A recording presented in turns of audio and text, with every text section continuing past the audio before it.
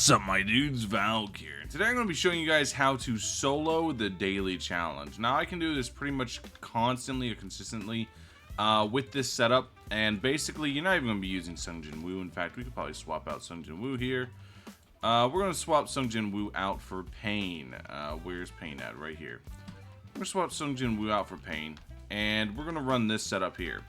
And the reason we're going to run this setup is because this setup is going to allow us to establish early wave control with Vegeta, maintain wave control using Igris, Pain, and Alligator, and then go from there. So what we're going to do is set up 4 Vegetas in the back, and they're kind of our control. So if we ever get in a spot of trouble, they got us. So yeah, we have it on low graphics and everything right now because this is what I normally leave it on whenever I macro overnight. So we're going to leave that going. But other than that, we're going to just get ready, set up, and yeah, go from there.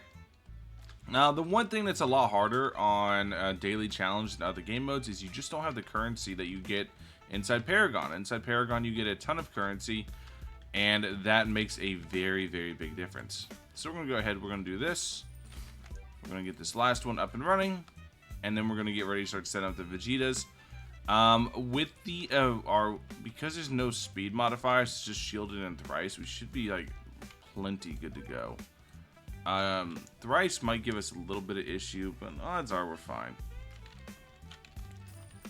Alright, so we're gonna do this. Place down this one.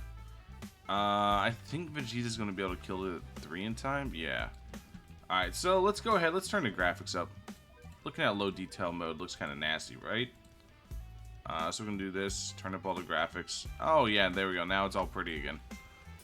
So now we're just gonna keep cranking out these Vegetas here. We're gonna put a whole bunch right here as well. And we're just gonna keep putting down the Vegetas all together, let the Vegetas go crazy. And then once we have all the Vegetas down, we're gonna really start trying to set up to basically set up a choke up front. You can see we don't really upgrade the Speedwagons because we don't need to. At the end of the day, the game is pretty easy in my opinion. So yeah, we're definitely going to be taking advantage of how easy the game is and doing that, cooking from there. So we're going to do this so he can take advantage of Ren. We're going to do this, bloop. That's going to buy us a ton of time. And now we're going to start placing down Igris. And Igris is going to cook for us.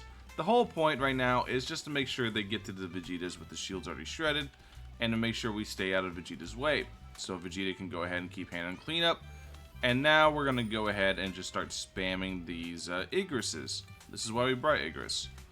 And now that we have all the Igrises down, we're just going to pick one, and we're going to literally just Alt, or not Alt F4, we're going to Alt Tab. Well, what I'm going to do is I'm going to pull up my auto clicker, set it to 100 milliseconds. And you guys can't see it, but you're about to see it. And now we can just do this. And now we win. Well, that's a little annoying. Let's not and say we did. But you could literally just put up an auto clicker now at this point, and you'll be fine. You'll win. Because you have your damage set up with Igris. You have everything set up with Igris. The only thing is the Vegetas are cleaning up. And they're going to do that regardless, because as long as you don't let too many enemies leak through, just like 1 or 2 leak through, then Vegeta is going to utilize his entire passive, do double damage, etc., and just hit like an absolute truck. So yeah, Vegeta is very, very good, and he's just really good at just maintaining our holding and maintaining wave control. And as long as you keep doing that with Vegeta, you're fine. We're going to buy these first upgrades on every Vegeta because it's just a massive power spike for cheap. You're getting 700 damage for 1650, which is really, really, really good whenever you consider this, which is 2300. That's about 2k for 2300, right? A little bit less.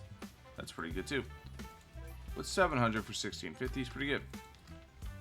And we don't want to go off that move because that move itself is really, really good as well. So now we're just looking to just bop stuff. We're going to do this, start placing all of our things that we have to utilize our shield shredding capabilities. And we're just going to try to generate as many hits as possible so we can shred shields before they get to Igris. So now we shouldn't have nearly as many issues with the shields. Should be able to continue full sending on this Igris. And if anything so happens to get by, we have the Vegetas to back up and kill it. And you can see here, I did this while having one upgrade on each of my Speedwagons. Or not one upgrade, just placing my Speedwagons. All I did was place them. I never upgraded them. I just placed them once. Just for the additional revenue per wave, making it so I end up with a ton of money, or a ton more money than I actually spent on them. So the cost efficiency of them goes through the roof. And now we just, like I said, just keep full sending on the Igris here for damage. That's basically it. It's really simple. It's really, really easy. So yeah, we're going to do this. And now we're just chilling.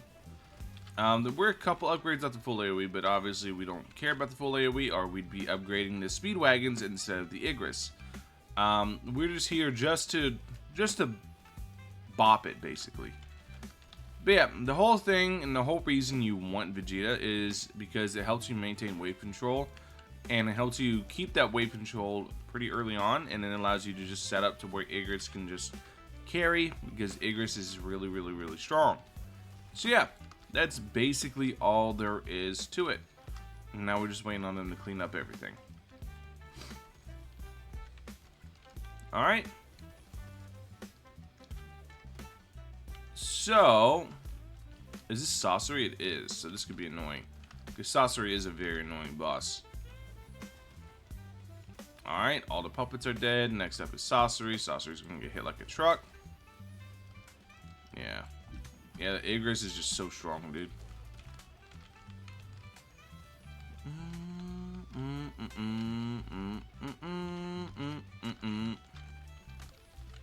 Alright. You can see here's what I was talking about with Sorcery. See all the puppets pop up, but they're gonna hit Vegeta and it's gonna be no big deal. Yeah, see? So now it's just about the Igrises just doing work here.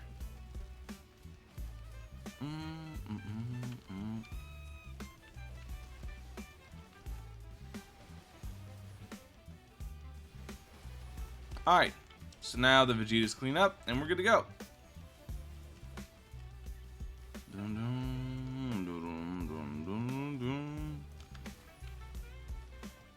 Uh-oh. Okay, there we go. He lost his immunity. Guessing we killed all the puppets that we were supposed to.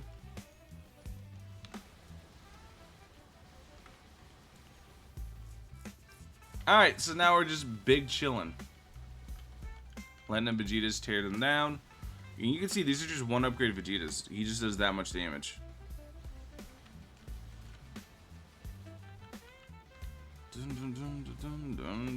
And now we win. And GG. Now we get our goodies, and that is the goodest of games.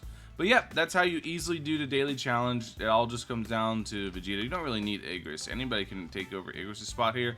You just need the Vegetas in the back line, and then you need to set up a line up front so anything that bleeds through gets to the Vegetas, and then Vegeta can capitalize on that. Basically, if he's attacking one enemy, he does double damage. And yeah, free, easy daily challenges. Anyways, let me know what you guys think in the comment section below. Thank you guys for watching. I'll catch you guys in the next one. Peace.